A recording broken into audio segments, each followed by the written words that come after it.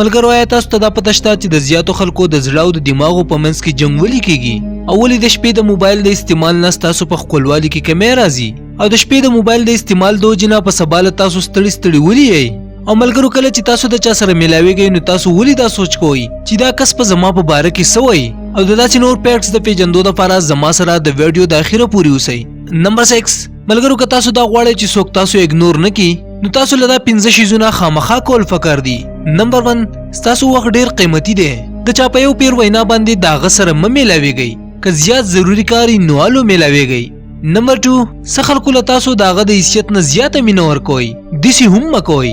نمبر 3 په چا باندې هم فورا یقین مه کوئ او د چا سره هم خپله د زړه خبره مه شیر کوئ نمبر 4 په عرض کې د خپل امپریشن جوړولو دپاره اوور ریاکټ هم مه کوئ او د ضرورت نه زیاتې خبرې هم مه کوئ نمبر 5 هیڅ کله هم خپل تعریف په خپله خوله باندې مه کوئ د خپل تعریف کولو نه خو به تاسو ته ځان ښه ښکاري خو مخامخ کسانو ته به تاسو ښه نه ښکارئ فیکټ نمبر 5 ملګرو آیا تاسو ته دا پته شته چې د شپې د زیات موبایل استعمالولو نه ستاسو په ښکلوالي کې کمی راځي کله چې تاسو د شپې زیات موبایل استعمال کوئ نو د دې نه ستاسو په سترګو باندې سټرس پریوځي او د دې نه ستاسو د سترګو د لاندې ډارک سرکل جوړېدل شروع شي د کم نه چې ستاسو د مخ په ښکلوالي کې کمی راشي د دې شاته د سایکالوجي دا وینا ده چې کله یو انسان د شپې زیات موبایل استعمالوي نو په سبا له هغه انسان د نورو خلکو په کمپیریزن کې زیات سټرس او انزایټي فیل کوي د کم نه چې بیا د هغه مخ خوشحاله او د ښکلیوالي په ځای خفه ښکارېږي نمبر 4 ملګرو تاسو خو به اوور تھینکینګ خامخا پیژنئ په کم کې چې موږ په غیر د څه وجې نه ډېر زیات سوچ کوو او موږ سیټ فیل کوو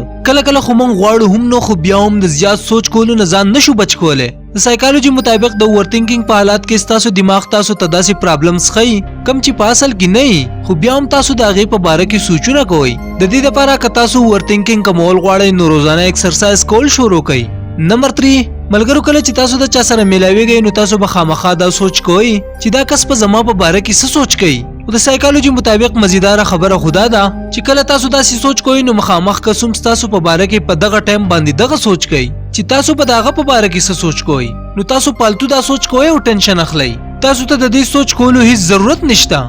نمبر 2 ملګرو د سایکالوجي د یو رپورټ په مطابق د ټول نه زیات هارت اٹیک په منډه یعنی د پیر په ورځ راځي او آیا تاسو ته دا پته شته چې خلک زیات خوشحاله په کومه ورځ په سیچر ډے یعنی د خالی په ورځ او کنه ملګرو اوس د دې وجه دا ده چې خلک شپږ ورځې کار وکړي او په سیچر ډے باندې کور ته راشي نو په سبا له د چټۍ یعنی د اتوار ورځې هغو خوشحاله وي هغو دا سوچ کوي چې په سبا له به هغو کار له نه ځي خو چې کله د منډه یعنی د پیر ورځ راشي نو په هغه ورځ هغو خفه وي چې اوس په بیا شپږ ورځې کار له ځو